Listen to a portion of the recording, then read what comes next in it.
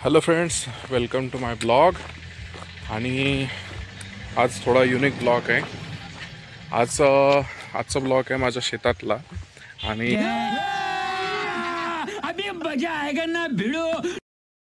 आजला मी तुम्हाला दाखवतो की शेतात जो ब्लॉग आहे म्हणजे शेतातला जो ब्लॉग आहे म्हणजे शेतात काय काय लावलेलं आहे याचा मी ब्लॉग तुम्हाला आता दाखवणार आहे. लोकांना खूप आनंद होतो शेतातले ब्लॉग बघायचा. भाई आपका नॉलेज तो कमाल का है भाई का, असं माझा भाऊ म्हणतो. आणि त्याचबरोबर आमचे श्रीकांत दादा आहे उर्फ अजित पवार. त्यांचं असं म्हणणं होतं की कोटीची जमीन, कोटीचे प्लॉटसुद्धा असले, कोटीची जमीनसुद्धा असली तर ते सर्व फिकं असतं एक शेतीच्या तुकड्यापुढे. थँक्स. शेतीची किंमत खूप आहे, कारण जेव्हा लग्न करतात तेव्हा शेती खूप लागते. असे आमच्या अजितदादांचे विचार आहे. खूप खोल विचार असतात आमच्या दादांचे, समझ रहे हो. जसं की आम्ही मागच्या ब्लॉगमध्ये बघू शकता की आमच्या श्रीकांत दादांच्या अनुभव आणि गोष्टी किती चांगल्या असतात. तर मी तुम्हाला आजचा ब्लॉग दाखवतो. लाईक करा, शेअर करा आणि तुमच्या फार्मर फ्रेंड्सला नक्की शेअर करा हा ब्लॉग. या हरभऱ्याच्या झाडापासून तुमचा वडा बनतो, जसो मार्केटमध्ये असतो त्याला म्हटलं जातं बेसन पीठ बनतं या हरभऱ्याच्या डाळीपासून. आणि ते तुम्ही आनंदाने, म्हणजे जसं पावसाळ्याचा मोसम आहे आता, तर भज्यांना लागणारं पीठ या हिच्यामधून बनवलं जातं आणि हिच्यावरच हरभऱ्याच्या झाडावरच लोकांना चढवलं जातं. जसे की आमच्या डिपार्टमेंटला अजितदादा आहे, आमचे श्रीकांतदादा, जे आम्हाला तर नाही पण मला या झाडावरती नक्की चढवतात. अरे झूठ बोल रहा है, ये झूठ बोल रहा है. यांना गव्हाच्या उंब्या असं म्हटलं जातं. म्हणजे याच्यामध्ये गहू असतो आणि हे असं प्रत्येक काळीवरती गहू आहे. जसं की जे शेती करता, जे शेती गावांकडे राहतात त्यांना माहिती असतं, पण काही लोकांना माहिती नसतं की गहू कसा येतो. तर हिच्यामध्ये गहू असतो. जसं की हे तोडल्यानंतर याला थोडंसं मॅश केल्यानंतर याच्यामध्ये तुम्हाला बघू शकता की गहू दिसतो. हे बघा गहूचे दाणे. तर एवढे गहूचे दाणे एका दाण्यापासून बनवले जातात. जवळजवळ या शेतामध्ये 13,000 केळीचे झाड आहे. जसं की तुम्ही बघू शकता, इथून पूर्ण सुरुवात होते शेवटपर्यंत, त्या कोपऱ्यापर्यंत, आणि तिथपर्यंत केळी आहे आणि इथून सरळ तिथपर्यंत. आणि हा शेताचा रस्ता आहे. असा रोड शेताला असणे समृद्धी महामार्गापेक्षा कमी नाही आहे. हा शेतकऱ्यांचा समृद्धी महामार्ग राहतो, कारण हा शेताचा रोड असल्यामुळे हा शेतकऱ्यांच्या समृद्धीचा रस्ता असतो. इथं जवळजवळ आपण बघू शकता की झाडं जे आहे ते कट झालेले आहे आणि हा जो भाग आहे हा अजून कट होण्याच्या मार्गावरती आहे. लोक म्हणतात शेती ही उपयोगाची असते, परंतु शेतकरी नवरा नको असं म्हणणाऱ्या मुलींना पण कदाचित शेतीच हवी असते. ज्या मुलींना, समझ रहे हो, ना शेतकरी नवरा नको असतो, त्यांना त्या मुलाकडे शेती हवी असते. औरत का चक्कर बाबू भैया, औरत का चक्कर बहुत. कसं आहे की प्रॉपर्टी लाख असू शकते, पण त्या प्रॉपर्टीचा एक मिनिमम रेट असतो, जो भाव असतो तो वाढण्याचा.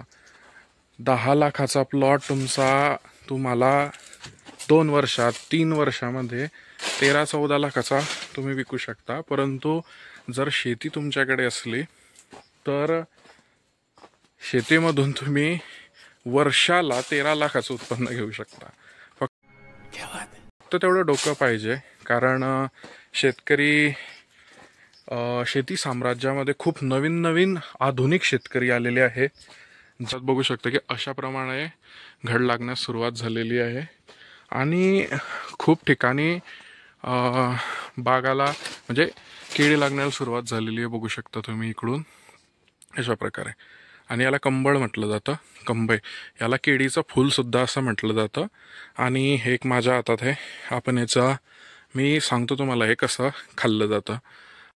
पण ज्या केळीच्या बागामध्ये आहे ते दिवसा असो सकाळपासून असो किंवा संध्याकाळपर्यंत खूप अंधार असतं.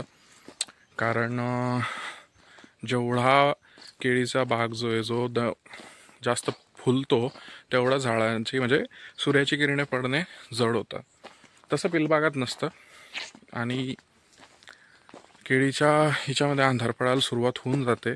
मोस्ट ऑफली अजून सूर्य मावळायचं बाकी आहे, परंतु केळीच्या बागांमध्ये खूप मोठ्या प्रमाणात अंधार आहे, बघू शकता तुम्हाला समजा दिसत असेल. आणि हेच एक लक्षण असतं. आणि याला म्हटलं पैशाचं झाडसुद्धा म्हटलं जातं, कारण याच्यापासून याला बागायत केळीची शेती करणारा हा बागायतदार असतो. मजा आया. आणि लोक अभिमानाने म्हणतात हा टोमणा आहे की शेतकऱ्यांना हा टोमणा आहे की स्तुती आहे ही आजपर्यंत मला समजत नाही. आणि आजच्या भावाला जर धरलं तर या शेतामध्ये सध्या 1500चा भाव चालू आहे. तर अप्रॉक्सिमेटली 3-3.5 लाखाच्या आसपासची एक गाडी निघेल या शेतामध्ये. तर बागायतदार म्हणून अभिमान खूप आहे हो. परंतु जेव्हा बाग काटणीला येतो ना, जेव्हा त्याचा लागलेला खर्चाचा हिशोब येतो ना, तेव्हा बागायतदारपेक्षा कर्जदार म्हणून शेतकऱ्याकडे बघितलं जातं. आणि मी स्वतः कधीच म्हणत नाही मी शेतकरी आहे असं नाही सांगत, माझे वडील शेती करतात. पण आपल्या नावावरती शेती येणार आहे हे एकूण अभिमान वाटतो. या आमच्याकडे जे शेतकऱ्यांचे जनावर असतात त्यांनासुद्धा खाऊ घातलं जातं. म्हटलं जातं, मी नेटवरती आता सर्च केलं, याच्यामध्ये हायली प्रोटीन आणि हायली कॅल्शियमचं प्रमाण जे असतं ते खूप असतं याच्यात. हे लहान मुलांना खूप खाऊ घातलं जातं. पण सध्या मुलांना आजच्या मार्केटमध्ये मुलांना खूप साऱ्या प्रकारच्या औषधे आल्यामुळे हे लुप्त झालेली गोष्ट आहे.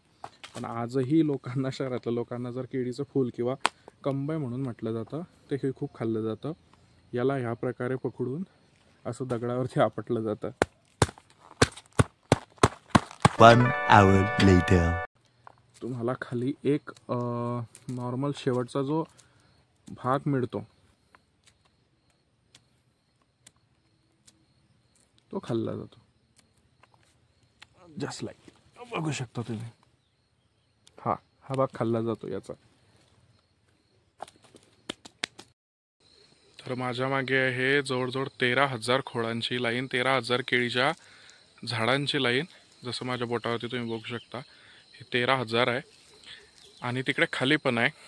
आणि हा मागे आहे हरभरा. हरभऱ्यावरून आठवलं, आमच्या कॉलेजला मी जिथे काम करतो तिथं एक रवींद्र पाटील म्हणून एक व्यक्ती आहे. अबे जल्दी बोल, कल सुबह पनवेल निकलना. एक लेजेंडरी पर्सन आहे ज्यांचा 2 दिवसापूर्वी हरभरा काढला होता.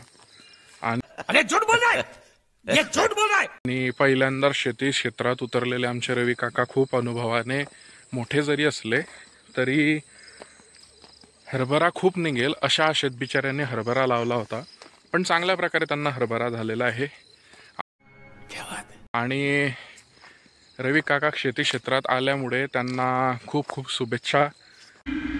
आप जो बोल रहे हो बहस के लिए सुनने के लिए अच्छा है, लेकिन प्रैक्टिकल नहीं है. रवी काका खूप चांगल्या प्रकारे शेती करतील असा माझा अंदाज आहे. इतना सुकून. मी कन्फर्म नाही सांगू शकत, कारण रवी काका एक लेजेंडरी पर्सन असल्यामुळे ते काय करतील कधी काय करतील याचा नेम नाही. अरे कहना क्या चाहते हो. असं एक हरभऱ्याचं झाड आहे. आणि श्रीकांत दादा तुम्ही हिच्यावरतीच मला चढवता प्रत्येक वेळेस, आणि प्रत्येक वेळेस मला बुचकड्यात पडतात. अरे झूठ बोल रहा है, ये झूठ बोल रहा है. असं हे हरभऱ्याचं झाड असतं. आणि मी शेतात मिरचीचे झाडं सुद्धा लावलेले आहे जी लोकांना लागत असते. आयुष्यात मी काहीही करायला गेलो की लोकांना या झाडाच्या फळाची अपेक्षा लगेच लागते. म्हणजे त्या लोकांना ह्या झाडाची मिरची लगेच लागते. समज रहे हो. माझ्या मित्रमैत्रिणींना वाटतं की मी त्यांना केळीचे जे काही केळी आहे त्याच्या ज्या फण्या असतात त्या काटून त्यांच्यासाठी घेऊन गेलं पाहिजे. ये बड़ी अच्छी बात कही आप. पण मी खूप माफी मागतो त्यांना, कारण ते दरवेळेस मला सांगतात की केळी तुझ्याकडे, केळीची लागवड आहे, केळीचे क्षेत्र आहे तुमच्याकडे, तुमच्या शेतात केळी लावली जाते, तर केळी घेऊन येत जा. परंतु एका केळीच्या झाडाचं वजन खूप असतं, अप्रॉक्सिमेटली 15 ते 20 किलोच्या आसपास झाड असतं. तिच्यातल्या तुम्हाला 5-6 फण्या म्हणजे 7-8 किलोचं वजन जर तुम्हाला मी तिथपर्यंत घेऊन आणतोय तर त्रास होतो खूप. म्हणून तो रहने दो फिर. मी नेत नाही, परंतु त्यांना सांगतो की माझ्या शेतात या आणि तुम्हाला लागेल तेवढं घेऊन जा. जे फ्रेंड पुण्यात आहे त्यांना नक्की ब्लॉग शेअर करा. जे मित्र माझे ब्लॉग नक्की बघत राहतात, जो फ्रेंड सर्कल माझा यूट्यूबच्या चॅनलचा जो मित्रपरिवार आहे त्यांनी सुद्धा लाईक करा, शेअर करा आणि कमेंट करा की तुम्ही शेतकऱ्याची मुलं असले तर नक्की कमेंट करा की तुम्हाला शेतीबद्दल हा ब्लॉग आवडला की नाही म्हणून. थँक्यू आमचे अजितदादा, जे आम्हाला श्रीयुत श्रीकांत चौधरी उर्फ अजितदादा, जे मला खूप वेळेस मार्गदर्शन करत असतात. आणि दादांची आता हेअरस्टाईलसुद्धा अजितदादांसारखी होते. म्हणजे अनुभव खूप चांगले असतात, श्रीकांत दादांच्या गोष्टी खूप चांगल्या असतात. आणि रवी काकांनासुद्धा शेतकरी होण्याच्या हार्दिक शुभेच्छा. आणि हा ब्लॉग इथंच संपवतो. लाईक करा, शेअर करा आणि चॅनलला सबस्क्राईब करायला लावा सर्वांना आणि माझे ब्लॉग एन्जॉय करत राहा.